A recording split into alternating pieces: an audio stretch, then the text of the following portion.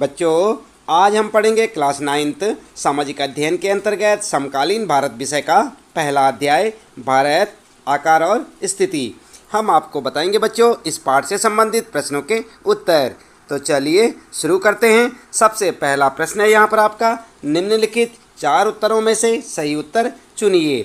और पहले प्रश्न का फर्स्ट पार्ट है यहाँ पर, कर्क रेखा किस राज्य से नहीं गुजरती। आप देख रहे हैं यहाँ पर ये 4 ऑप्शन दिए हुए हैं, राजस्थान, उड़ीसा, छत्तीसगढ़ या त्रिपुरा। तो यहाँ पर आपको सही ऑप्शन चुनना है बच्चों, और इसका सही ऑप्शन होगा उड़ीसा, यानी कि ख वाला ऑप्शन इसका बिल्कुल करेक्ट ऑप्शन होगा। तो आप इसे लिख सकते हैं। इसके बाद बच्चों पहले प्रश्न का सेकंड पार्ट है, भारत का सबसे पूर्वी देशांतर कौन सा है। और इसके 4 ऑप्शन हैं आपके सामने। क वाला है 97 डिग्री 25 मिनट पूरब, और यहाँ पर है 77 डिग्री 6 मिनट पूर्व, और 68 डिग्री 7 मिनट पूर्व, 82 डिग्री 32 मिनट पूर्व। और यहाँ पर आपको करेक्ट ऑप्शन चुनना है।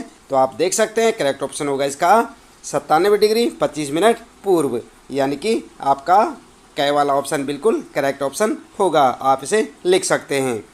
इसके बाद बच्चों पहले प्रश्न का थर्ड पार्ट है, यहाँ पर पूछा है उत्तराखंड, उत्तर प्रदेश, बिहार, पश्चिम बंगाल और सिक्किम की सीमाएं किस देश को छूती हैं।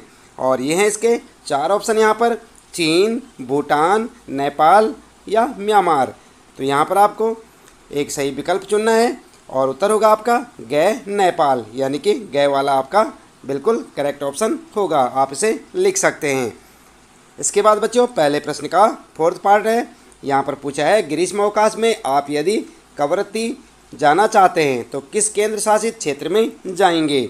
तो यहाँ पर आप देख सकते हैं 4 ऑप्शन है आपके लिए, पौंडीचेरी, लक्षद्वीप, अंडमान निकोबार और दीव और दमन। तो यहाँ पर आपका ख वाला ऑप्शन बिल्कुल करेक्ट ऑप्शन है, लक्षद्वीप। तो यहाँ पर आप इसे लिख सकते हैं उत्तर में लक्षद्वीप। अगला पार्ट है, यहाँ पर आपको पूछा है मेरे मित्र एक ऐसे देश के निवासी हैं जिस देश की सीमा भारत के साथ नहीं लगती। आप बताइए वह कौन सा देश है। तो यहाँ पर भी आपके लिए 4 ऑप्शन हैं, भूटान, ताजिकिस्तान, बांग्लादेश और नेपाल। तो यहाँ पर आप उत्तर में लिखेंगे ख वाला ऑप्शन बिल्कुल आपका सही होगा, कौन सा, ताजिकिस्तान। आप इसे अपने उत्तर में लिख सकते हैं। इसके बाद बच्चों दूसरा प्रश्न शुरू होता है यहाँ पर आपका। इसमें पूछा है निम्न प्रश्नों के उत्तर संक्षेप में दीजिए। और इसका फर्स्ट पार्ट है बच्चों, अरब सागर तथा बंगाल की खाड़ी में स्थित द्वीप समूह के नाम बताइए। दक्षिण में कौन कौन से द्वीपीय देश हमारे पड़ोसी हैं। उत्तर क्या लिखेंगे, उत्तर लिखेंगे आप अरब सागर में लक्षद्वीप तथा बंगाल की खाड़ी में अंडमान और निकोबार द्वीप समूह स्थित हैं। दक्षिण में श्रीलंका तथा मालदीव द्वीपीय देश हमारे पड़ोसी हैं। तो इस तरह से आप दूसरे प्रश्न के फर्स्ट पार्ट का उत्तर लिख सकते हैं। इसके बाद बच्चों दूसरे प्रश्न का सेकंड पार्ट है, और उसमें पूछा है उन देशों के नाम बताइए जो क्षेत्रफल में भारत से बड़े हैं। उत्तर क्या लिखेंगे, उत्तर लिखेंगे रूस, कनाडा, अमेरिका, चीन, ब्राज़ील और ऑस्ट्रेलिया क्षेत्रफल में भारत से बड़े हैं। आई बात समझ में। इसके बाद दूसरे प्रश्न का थर्ड पार्ट है, और यहाँ पर पूछा है हमारे उत्तर पश्चिमी, उत्तरी तथा उत्तर पूर्वी पड़ोसी देशों के नाम बताइए। और यहाँ पर आप उत्तर लिखेंगे, सबसे पहले लिखेंगे हमारे उत्तर पश्चिमी पड़ोसी देश, और हेडिंग डाल के लिख सकते हैं बच्चों पाकिस्तान, अफ़गानिस्तान। ठीक है। दूसरे नंबर पर लिखेंगे हमारे उत्तरी पड़ोसी देश चीन, तिब्बत, नेपाल एवं भूटान। इसके बाद फिर लिखेंगे हमारे उत्तर पूर्वी पड़ोसी देश, और यहाँ पर लिखेंगे म्यांमार और बांग्लादेश। ठीक है। तो इस प्रकार से आपका इस प्रश्न का उत्तर हो जाएगा बच्चों। फिर अगला पार्ट है यहाँ पर, भारत में किन किन राज्यों से कर्क रेखा गुजरती है उनके नाम बताइए। उत्तर में आप लिख सकते हैं कर्क रेखा गुजरात, मध्य प्रदेश, छत्तीसगढ़, झारखंड, पश्चिम बंगाल, त्रिपुरा एवं मिजोरम राज्यों से होकर गुजरती है। इसके बाद तीसरा प्रश्न शुरू होता है यहाँ पर, सूर्योदय अरुणाचल प्रदेश के पूर्वी भाग में गुजरात के पश्चिमी भाग की अपेक्षा 2 घंटे पहले क्यों होता है, जबकि दोनों राज्यों में घड़ी एक ही समय दर्शाती है, स्पष्ट कीजिए।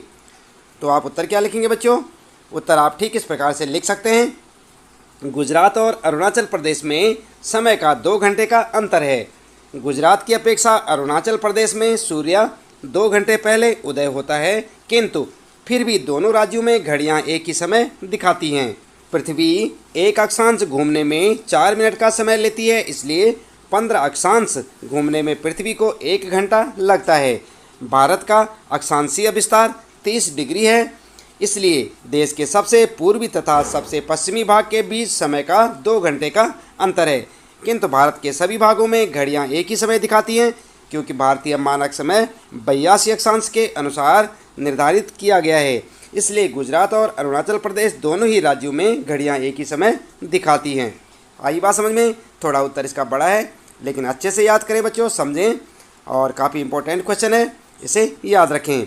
इसके बाद अगला प्रश्न है बच्चों, चौथा प्रश्न यहाँ पर, हिंद महासागर में भारत की केंद्रीय स्थिति से इसे किस प्रकार लाभ प्राप्त हुआ है?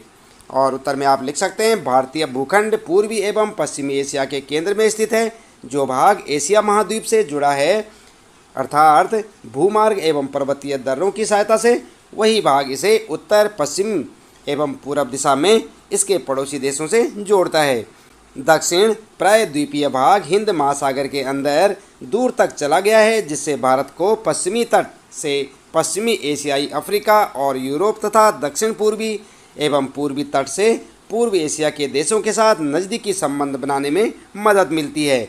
भारत की सामरिक स्थिति ने प्राचीन समय से ही जल एवं थल मार्ग से विचारों एवं सामान का आदान प्रदान में सहायता प्रदान की है। यही कारण है कि हिंद महासागर में भारत की स्थिति अत्यंत महत्वपूर्ण है। उत्तर में पर्वतों के आर पार जाने वाले विभिन्न दर्रों से प्राचीन यात्रियों को आने जाने का मार्ग मिलता था। उपनिषदों, रामायण, पंचतंत्र की कहानियों, भारतीय अंकों और दशमलव प्रणाली संबंधित विचार इसी माध्यम से विश्व के अन्य भागों में पहुंचा था। मसाले, मलमल और व्यापार का अन्य सामान भारत से अन्य देशों में ले जाया जाता था। दूसरी ओर यूनानी मूर्तिकला, पश्चिम एशिया से विभिन्न प्रकार के गुंबद एवं मीनार बनाने की भवन निर्माण कला देश के विभिन्न भागों में देखी जा सकती है। हिंद महासागर में किसी भी अन्य देश का समुद्र तट भारत जितना बड़ा नहीं है, और वास्तव में हिंद महासागर में भारत की महत्वपूर्ण स्थिति के कारण ही इस महासागर का नामकरण भारत के नाम पर किए जाने को सही ठहराता है। तो ये था बच्चों यहाँ पर चौथे प्रश्न का उत्तर। आप ठीक इस प्रकार से लिख सकते हैं। इसके बाद बात करते हैं यहाँ पर मानचित्र कौशल की, और यहाँ पर पहला प्रश्न आपके लिए, निम्नलिखित की मानचित्र की सहायता से पहचान कीजिए। और फर्स्ट है यहाँ पर आपके लिए अरब सागर और बंगाल की खाड़ी में स्थित द्वीप समूह। इसके बाद सेकेंड है बच्चों, भारतीय उपमहाद्वीप किन देशों से मिलकर बनता है। और थर्ड है, कर्क रेखा कौन कौन से राज्यों से होकर गुजरती है। और अगला है यहाँ पर, भारतीय दक्षिणी मुख्य भूभाग का दक्षिणी शीर्ष बिंदु बताना है आपको। और फिर है, भारत का सबसे उत्तर अक्षांश और अंशों में भारत के मुख्य भूभाग का दक्षिणी अक्षांश। इसी प्रकार से अगला प्रश्न यहाँ पर, भारत का सबसे पूर्वी और पश्चिमी देशांतर, सबसे लंबी तट रेखा वाला राज्य, भारत और श्रीलंका को अलग करने वाली जल संधि तथा भारत के केंद्र शासित क्षेत्र। ये आपको सब यहाँ पर बताना है। तो आप देख सकते हैं बच्चों, आपकी पाठ्यपुस्तक में इस प्रकार से एक मानचित्र आपको देखने को मिलेगा भारत का, और आप इसमें सारी स्थितियाँ देख सकते हैं। उत्तर में आप इस प्रकार से लिखेंगे। नंबर 1 में लिखेंगे, फर्स्ट का आंसर लिखेंगे यहाँ पर लक्षद्वीप। सेकंड के लिए लिखेंगे भारतीय उपमहाद्वीप बनाने वाले देश, भारत, पाकिस्तान, नेपाल, भूटान और बांग्लादेश। इसी प्रकार से थर्ड के लिए लिखेंगे गुजरात, मध्य प्रदेश, छत्तीसगढ़, झारखंड, पश्चिम बंगाल, त्रिपुरा और मिजोरम। इसके बाद फोर्थ में लिखेंगे कन्याकुमारी। अगले में लिखेंगे 37 डिग्री 6 मिनट उत्तर। और फिर लिखेंगे, अगले का लिखेंगे 8 डिग्री 4 मिनट उत्तर। सातवें में लिखेंगे 68 डिग्री 7 मिनट पश्चिम। पूर्वी 97 डिग्री 25 मिनट पूर्व। और इसी प्रकार से 8वें में लिखेंगे गुजरात। और 9वें में लिखेंगे पाक जल संधि। और 10वें के लिए लिखेंगे द्वीप और दमन, दादर और नगर हवेली, पंडुचेरी, लक्षद्वीप और अंडमान निकोबार द्वीप समूह, चंडीगढ़ और दिल्ली। तो इस प्रकार से आपके इन सारे प्रश्नों के उत्तर हो जाएंगे बच्चों। इसके साथ साथ आगे आप देख सकते हैं मानचित्र यहाँ पर दिया हुआ है, इसे आप अपनी पाठ्यपुस्तक से देख सकते हैं। और इसके बाद आपको करना है यहाँ पर परियोजना कार्य, और इसके लिए आप देख सकते हैं प्रश्न आपका, अपने राज्य का विस्तार अक्षांश और देशांतर में ज्ञात कीजिए। तो इसे आप अपने हिसाब से कर सकते हैं कि आप कौन से राज्य में रहते हैं, उसका विस्तार आप अक्षांश और देशांतर में बता सकते हैं। दूसरा प्रश्न है बच्चों, रेशम मार्ग के बारे में सूचना एकत्र कीजिए। यह भी ज्ञात कीजिए कि किन नई विकास योजनाओं द्वारा उच्च पर्वतीय क्षेत्रों में आवागमन के मार्ग विकसित किए गए हैं।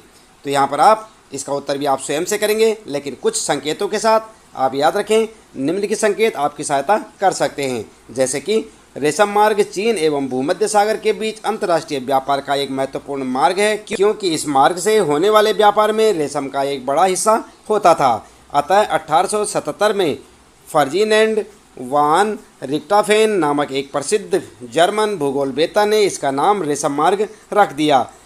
पारंपरिक रेशम मार्ग पूर्व एवं पश्चिम के बीच संबंध के कारण विकसित हुआ, जिसने सांस्कृतिक विरासत के आदान प्रदान को बढ़ावा दिया। हाल के वर्षों में रेशम मार्ग एक बार पुनः समुद्री मार्ग एवं थल मार्ग दोनों से प्रयोग किया जा रहा है। आई बात समझ में? तो इस प्रकार से आप इन संकेतों को ध्यान में रखते हुए सूचना एकत्र कर सकते हैं बच्चों। इसके साथ ही इस पाठ से संबंधित प्रश्नों के उत्तर यहाँ पर समाप्त होते हैं। उम्मीद है कि आपको अच्छे से समझ आए होंगे। इसी प्रकार लगातार कक्षा 9 सामाजिक अध्ययन के अंतर्गत समकालीन भारत विषय के सभी पाठों के प्रश्नोत्तर जानने के लिए लगातार जुड़े रहे हमारे साथ। यदि आपने चैनल को सब्सक्राइब नहीं किया तो चैनल को सब्सक्राइब अवश्य कर दें, बेल आइकन भी दबा दें बच्चों, ताकि आपको आने वाली प्रत्येक पाठ की वीडियो की नोटिफिकेशन मिलती रहे।